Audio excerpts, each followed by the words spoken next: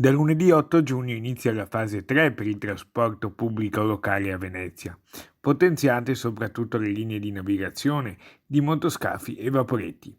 Si tornerà in pratica per le linee di navigazione, secondo l'accordo sottoscritto tra il gruppo AVM, il Comune di Venezia e le organizzazioni sindacali, all'orario invernale a pieno regime, come nella fase pre-coronavirus, senza però i rinforzi estivi che normalmente partivano nel mese di giugno con l'apertura degli stabilimenti balneari. Sebbene in modalità, per così dire, invernale, i servizi torneranno ad essere quelli che erano prima della pandemia di Covid.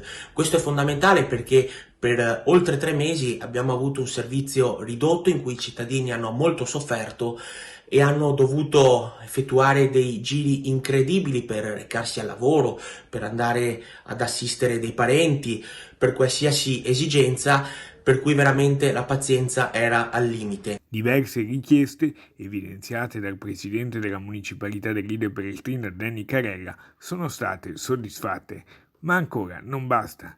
E ci sono anche dure critiche del presidente della municipalità di Venezia Giovanni Andrea Martini, prossimo candidato sindaco con una sua lista. È fondamentale che questi servizi vengano tarati in base anche alle esigenze estive che si andranno a palesare nel corso dei giorni e che ci sia sempre un dialogo tra l'azienda di trasporto pubblico locale, tra CTV e i cittadini e le istituzioni. L'obiettivo da raggiungere non sarà semplice. Ci auguriamo quindi in un canale di dialogo sempre aperto e soprattutto nella possibilità di avere interventi rapidi